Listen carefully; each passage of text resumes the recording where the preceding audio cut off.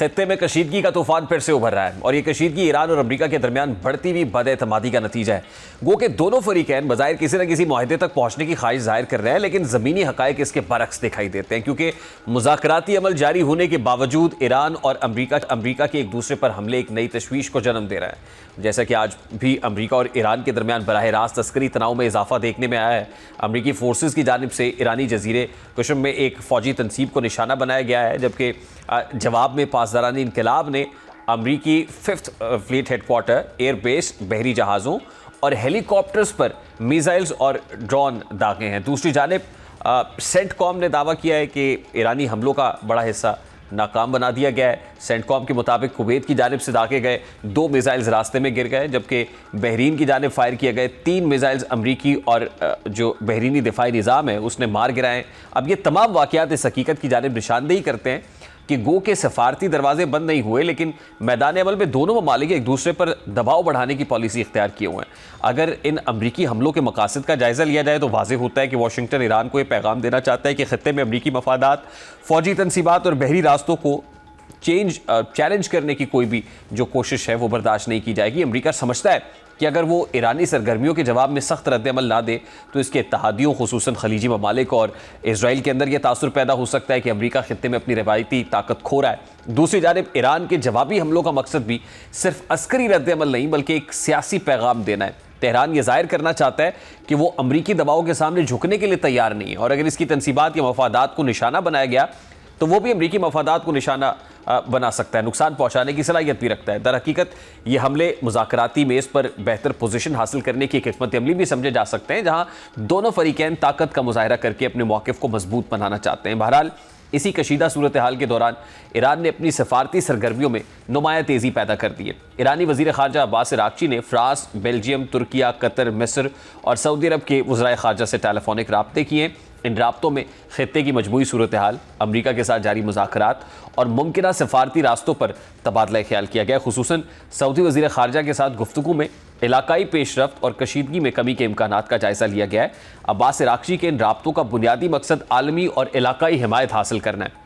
ایران جانتا ہے کہ اگر کشیدگی مزید بڑھتی ہے تو سفارتی تنہائی اس کے لیے نقصان دہ ثابت ہو سکتی ہے، اسی لیے وہ خطے کے اہم ممالک کو اپنی پوزیشن سے آگاہ کرتے ہوئے یہ تاثر دینا چاہتا ہے کہ وہ مذاکرات کے دروازے بند نہیں کر رہا بلکہ امریکہ کے دباؤ کے باوجود سفارتی حل کی تلاش میں ہے۔ اس کے ساتھ ساتھ ایران یہ بھی چاہتا ہے کہ خلیجی ممالک اور یورپی طاقتیں واشنگٹن پر دباؤ ڈالیں تاکہ مذاکراتی عمل مکمل طور پر سبوتاژ نہ ہو۔ ایران کی انہی سفارتی کوششوں کے پس منظر میں امریکی صدر ٹرمپ کا ایک اہم بیان سامنے آیا، جیسا کہ ٹروتھ سوشل پر اپنے بیان میں ٹرمپ کا کہنا ہے کہ اب کسی نہ کسی طرح معاہدہ کرنے کا وقت آ گیا ہے۔ ایران سنتا سے جو کر رہا ہے اسے مزید ایسا کرنے کی اجازت نہیں دی جا سکتی۔ ایران سے بات چیت روکنے کی خبریں غلط اور بے بنیاد ہے۔ امریکہ اور ایران کے درمیان گفتگو مسلسل جاری ہے، یہ گفتگو کہاں اور کس انجام پر پہنچے گی کوئی نہیں جانتا۔ اب ٹرمپ کے اس بیان کا بغور جائزہ لیا جائے تو اس میں 2 متضاد پہلو نمایاں نظر آتے ہیں۔ ایک طرف وہ واضح طور پر معاہدے کی ضرورت پر زور دے رہے ہیں اور یہ تاثر دے رہے ہیں کہ امریکہ مذاکراتی عمل کو جاری رکھنا چاہتا ہے، دوسری جانب وہ خود یہ اعتراف بھی کر رہے ہیں کہ کوئی نہیں جانتا کہ یہ بات چیت کس انجام تک پہنچے گی۔ ٹرمپ کا یہی جملہ دراصل اس غیر یقینی صورتحال کی عکاسی کرتا ہے جو اس وقت واشنگٹن اور تہران کے تعلقات پر چھائی ہوئی ہے۔ ٹرمپ معاہدہ چاہتے ہیں کیونکہ وہ ایک طویل اور مہنگی جنگ سے بچنا چاہتے ہیں، لیکن مانتے ہیں کہ ایران کو مکمل طور پر اپنی شرائط ماننے پر مجبور کرنا آسان نہیں ہے۔ یہی وجہ ہے کہ ان کے بیانات میں امید اور تشویش دونوں ایک ساتھ دکھائی دیتی ہے، اور اب امریکی صدر نے ایک پوڈ کاسٹ میں جو ہے وہ مذاکرات کے کامیاب ہونے کی امید ظاہر کرتے ہوئے کہا ہے کہ ایران نے اتفاق کیا ہے کہ ان کے پاس جوہری ہتھیار نہیں ہوں گے۔ آیت اللہ امریکہ کے ساتھ مذاکرات میں شامل ہیں۔ ایرانی حکام کہتے ہیں کہ آیت اللہ مذاکرات سے متعلق منظوری دے رہے ہیں، شاید ہم کسی موقع پر ایرانی آیت اللہ سے ملاقات کریں گے۔ اب بظاہر ٹرمپ مذاکرات کے کامیاب ہونے کے لیے پر امید ہے، لیکن دوسری جانب امریکی وزیر خارجہ مارکو روبیو کا بیان بھی انتہائی اہمیت اختیار کر جاتا ہے، جیسا کہ امریکی وزیر خارجہ کا گفتگو کرتے ہوئے کہنا ہے کہ مذاکرات اس بات کی ضمانت نہیں ہے کہ ایران سے معاہدہ ہوگا۔ مذاکرات میں ایران کے لیے پہلی شرط آبنائے ہرمز کھولنا ہے، ایران کو واضح طور پر آبنائے ہرمز کھولنے کا اعلان کرنا ہوگا۔ مارکو روبیو نے مزید اس متعلق کیا کہا اٹھاتے ہیں۔ اس وقت international relations expert doctor Shazia Cheema صاحب نے ہمیں جوائن کیا، ہمارے ساتھ موجود ہے۔ السلام علیکم ڈاکٹر صاحب، بہت بہت شکریہ آپ کے وقت کے لیے۔ ڈاکٹر صاحب ابھی کل تک اسرائیلی وزیر اعظم کے ساتھ پریزیڈنٹ ٹرمپ کی جو گفتگو ہوئی ٹیلی فونک کانورسیشن، اس میں جو تلخ گفتگو ہوئی ہے جو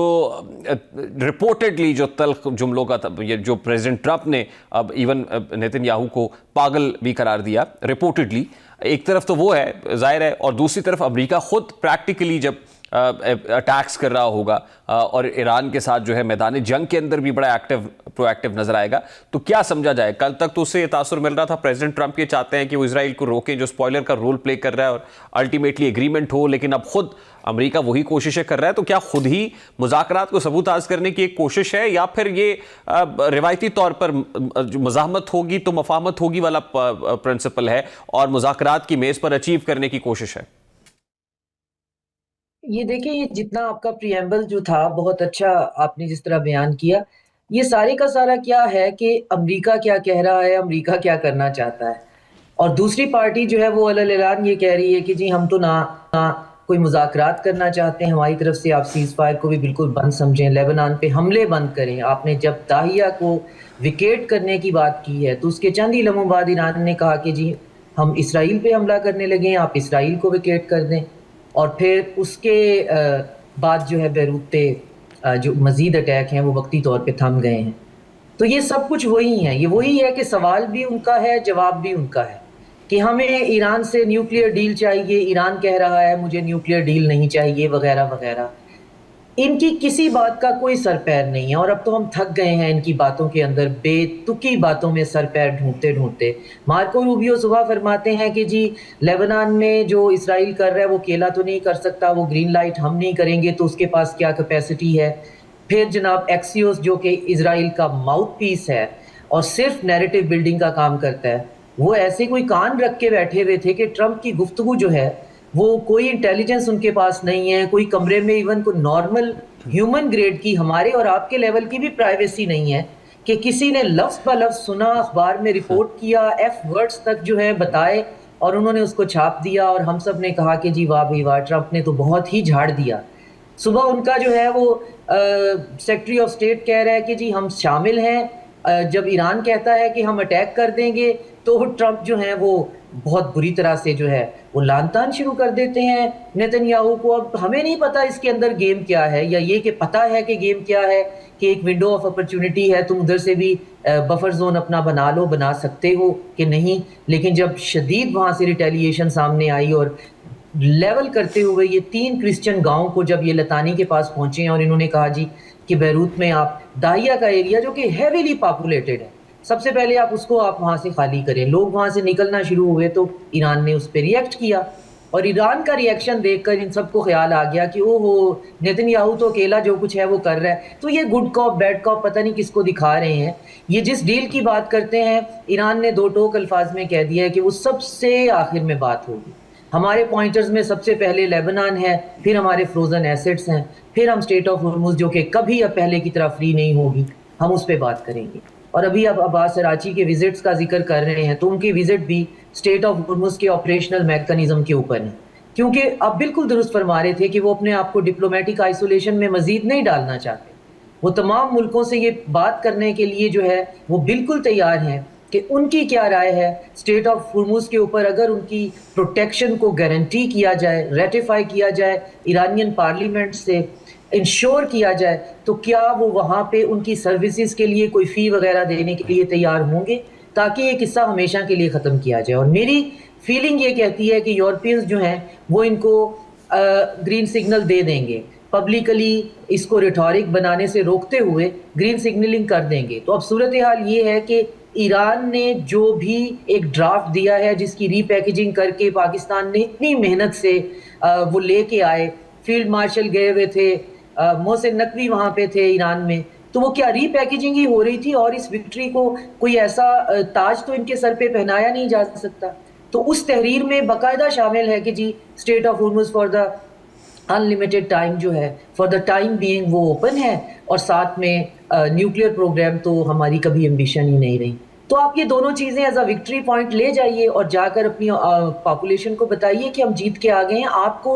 جیت کے آنے کے لیے ثبوت آپ سے پہلے کس نے مانگے ہیں؟ افغانستان میں کس نے مانگے تھے؟ لیبیا میں کس نے مانگے تھے؟ عراق میں آپ سے کس نے مانگے؟ تو آپ یہ کر لیں، لیکن اب ڈسٹریکشن اور کوئی مل نہیں رہی۔ ادھر سے کیوبا کا محاذ جو ہے وہ کھڑا کر لیا ہے کہ عقل مند لوگ یہ کہہ رہے ہیں کہ اگر ہمیں ایران سے واپس آنا ہے اور اسی طرح آنا ہے تو کیوبا میں ہمیں تھوڑی سی چھیڑ چھاڑ کرنی پڑے گی, میڈیا کا رخ اس طرف کرانا ڈاکٹر پڑے صاحب گا. Interestingly and very sadly at the same time پھر وہی بات ہے, اسٹیٹ آف ہارمز تو ایک آؤٹ کم آف دس وار ہے. اب سارے کا سارا معاملہ وہیں پہ آ کے رک گیا ہے, اور پھر جیسے آپ فرما رہی ہیں عباس عراقچی صاحب ڈپلومیٹک ڈومین میں اب جو دیگر اب یورپین کنٹریز سے گفتگو کر رہے ہیں, بات چیت کر رہے ہیں اور ان کا انپٹ لے رہے ہیں, تو یہ تو سب کچھ لگتا یوں ہے کہ جیسے سب آ کے اسٹیٹ آف ہارمز پہ رک گیا ہے, بلاک ہو گیا ہے. یہ انہوں نے حملہ کیا بھی ایران کو کمزور کر کے, یہ جو چوک پوائنٹ ہے اس کے اوپر اپنی مونوپلی بنانے کے لیے, اور ٹارگٹ جو ہے ان کا ٹارگٹ ڈومین میں چائنا جو ہے وہ آف کورس شامل ہے. تو ان کو یہ آئیڈیا ہی نہیں تھا کہ یہ اتنا نارملائز ہو جائے گا. اسٹیٹ آف ہارمز جو ہے ایک جغرافیہ ہے, یہ کوئی آج یا کل تو نہیں بنی. تو جو اتنے سالوں سے کام نہیں ہو سکا, جو کام ہونے سے اتنے سالوں تک ایران جو ہے وہ شدید اپنے پرابلمز کے باوجود اسٹیٹ آف ہارمز کو ایز اے لیوریج نہیں استعمال اس نے کیا, وہ چیز نارملائز ہو گئی ہے. اور اب جو انہوں نے اس کے اوپر ایک اتھارٹی بنائی ہے, گلف اسٹیٹ سم تھنگ جو ہے اس کا نام میرے ذہن سے نکل رہا ہے, اور پارلیمنٹ میں اس پہ بات بھی ہو رہی ہے, تو کل کے دن میں اس میں سے 300 جہاز جو ہیں وہ نکلے ہیں, اور ان کی پرسنٹیج بھی ہے کہ کتنوں میں ایل پی جی ہے, کتنوں میں, اور سارے ملک جو ہیں وہ بائیلیٹرلی ان سے بات بھی کر رہے ہیں, اور وہ اتھارٹی جو ہے اس کی ویب سائٹ بھی موجود ہے, اور یہ امریکی بلاکیڈ ان کا کچھ نہیں کر پا رہا ہے. کچھ جو ہے وہ جان بوجھ کے گزرنے دیتے ہیں کہ ظاہر ہے اتنی ریسیشن کو کیسے ہم برداشت کریں گے, اور کچھ جو ہے وہ ان کا اتنا کنٹرول ہی نہیں ہے کہ وہ سارے کا سارا راستہ بند کر سکیں. تو اسٹیٹ آف ہارمز ٹیکنیکلی کھلی ہوئی ہے, اور جو لوگ ان سے بات کر رہے ہیں وہ وہاں سے گزر رہے ہیں, اور یہی بات ہو رہی ہے, اور وہ بہت سیفٹی سے وہاں پہ گزر رہے ہیں. تو ان کی ڈیلیوژن دیکھیں, کبھی اسٹیٹ آف ہارمز کے اندر لینڈ جو سی مائنز ہیں, کبھی ان کو نیوکلیئر نہیں چاہیے, کبھی ان کو یہاں پہ جو فروزن ایسٹس ہیں وہ یہ دے نہیں سکتے ہیں, کیونکہ وہ سارے جو ہیں, کچھ جو ہیں وہ کانگریس میں ریٹیفائی ہوئے ہوئے ہیں, وہ تو بہت لمبا کمپلیٹ کنفیوژن ہے. ڈاکٹر صاحب قطع کلامی کے لیے معذرت, اذان مغرب کا وقت ہے اور اس کے لیے مجھے وقفہ لینے کا ہے. ڈاکٹر شازیہ چیمہ صاحب ہمارے ساتھ موجود تھی.